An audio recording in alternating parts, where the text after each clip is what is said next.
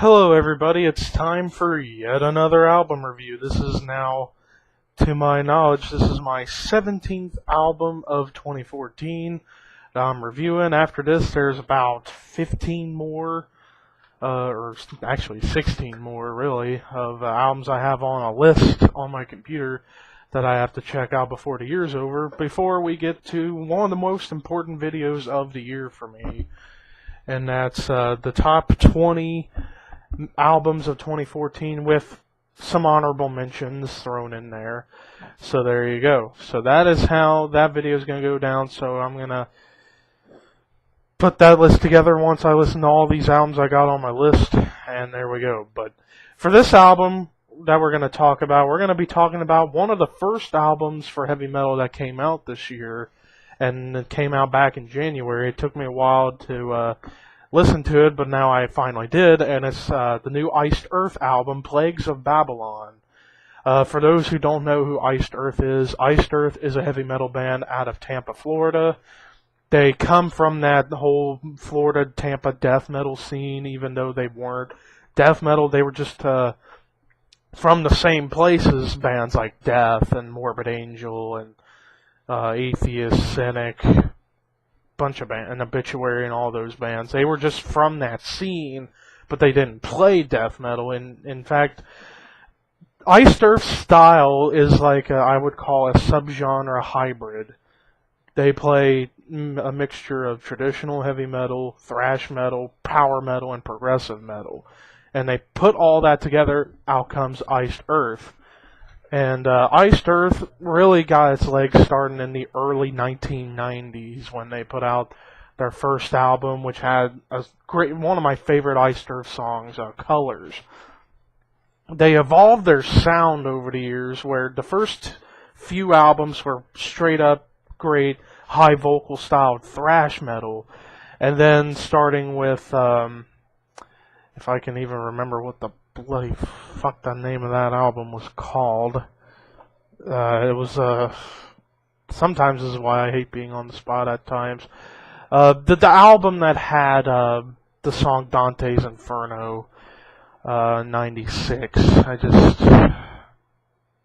can't really remember at the moment, but nonetheless, that was the album that began a turning point for Iced Earth, where they evolved into an epic prog power metal band, where you still have the hints of the thrash in them with the speed and the aggression, but it's with the epicness of a power and the lyric style of a power metal band, but it's structured in almost in a progressive way to my ears. Like they've always had, like that band's always had talented players, with John Schaefer being like the main focal point of the band, because he's been the only member from the very beginning to now, because the dude is just one talented guitarist. He's a rhythm player, but he's such a great songwriter, and he's been the primary force for the band ever since their inception in the 80s.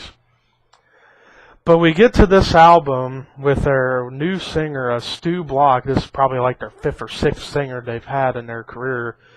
And yeah, Iced Earth's one of those bands that really just have been kind of snake bit in a way with lineup changes for the most part. And now I actually do remember the album that had that song Dante's Inferno. It was Burnt Offerings. That album was what transitioned them. But but back to this album, Plagues of Babylon.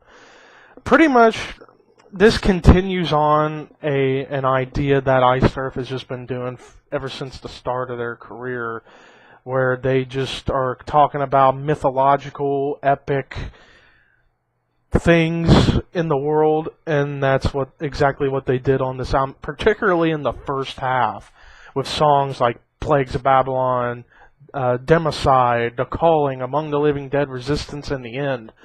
That first half of the album was amazing. Loved how the songs were constructed on there. John Schaefer was able to construct beautifully written songs, and it just was just a mammoth first half of the album. In fact, probably my favorite song on the album, I would say, was the title track, Plagues of Babylon, the opening track. Because it just had this charm to it, where the song was long, the longest song on the album, very intricate, and very, I hate to say varied, it's very diverse with what it's able to pull off, with how it sounds, and with how the lyrics were made, because the whole fantasy element of like the power metal bands and for Iced Earth is very, very cool. So yeah, and just give me a second.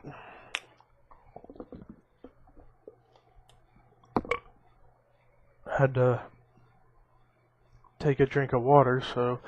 But anyways, like I was saying, so yeah, those first 6 songs of the album were tremendous. That first half of the album was just unbelievable. And I was hoping that it would have continued on for the second half. And it did with the first 2 tracks on the second half, If I Could See You and Cthulhu. The song If I Could See You had a real cool acoustic guitar throughout the track, and then it went into the electric, and it was just, wow. It was just a beautiful short song. It was under 4 minutes, and it was one of the shortest songs on the album, but it was still very beautifully put together, and I really, really loved it. Same with Cthulhu, although Cthulhu was a little bit over 6 minutes, but it definitely kept that charm that I was talking about, where it was beautifully constructed with some really cool fantasy style lyrics, all that good stuff. But then we start hitting a slump with the next 2 tracks, Peacemaker and Parasite. While decent songs, just didn't really hit me hard enough like it did on the first half. But it picked up again with the song Spirit of the Times. I thought that was a phenomenal track as well, and I thought that was one of the best songs of the second half of the disc. But then we get to when they covered the song Highwayman, where John Schaefer's doing all the singing, and decent singing voice, but I just felt it didn't work. And also they had, from what I can remember, they had Russell Allen from Symphony X / Adrenaline Mob and Michael from Volbeat doing guest vocals on this song. That was kind of the saving grace of the album, because their voices were very unique. Particularly Russell Allen. I mean, Russell Allen's always been one of those talented vocalists, particularly in the world of prog metal. But yeah, I thought it was very, very cool. Michael's voice is pretty unique. It's got like a deep, kind of John Bush from Anthrax kind of esque depth to it. But John Schaefer's voice isn't terrible. It's just it didn't really work, and that's why I thought this was the weakest track of the album. It wasn't bad by any stretch of the means. It just wasn't that great either.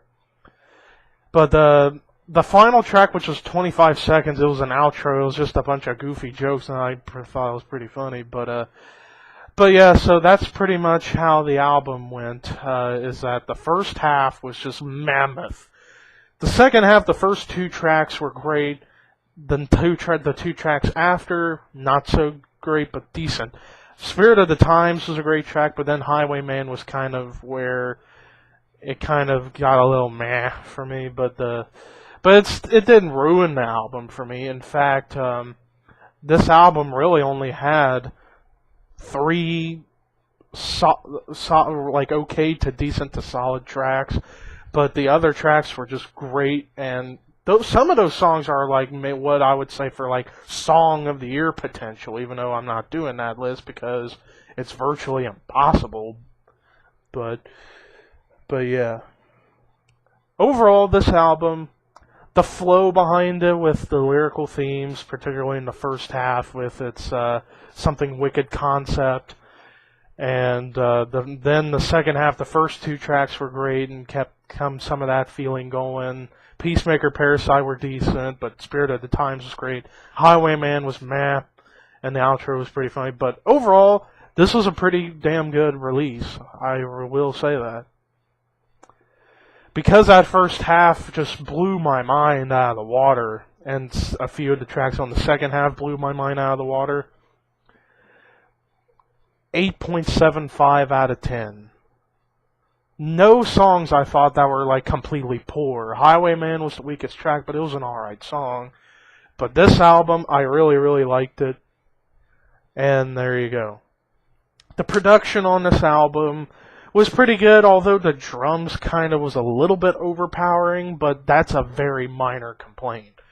Because I liked how the drums were audible, but felt it was just a little bit, tiny bit overpowering. But then again, it was John Schaefer doing the production on this album. But yeah, the guitar work was great.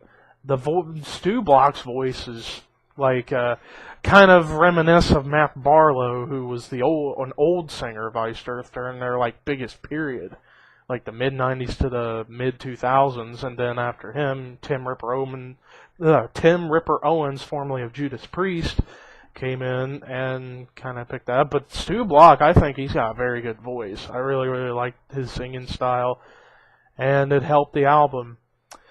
The lyrical themes were very, very cool. Then again, I really like the fantasy elements sometimes of metal because it's just interesting to see how far people can go with some of the stuff. Which is one of the big reasons why I really like Cannibal Corpse, is because even though some of the stuff may be fact, some of it's fantasy based, but their fantasy stuff, it's like, whoa, that's crazy and that's cool.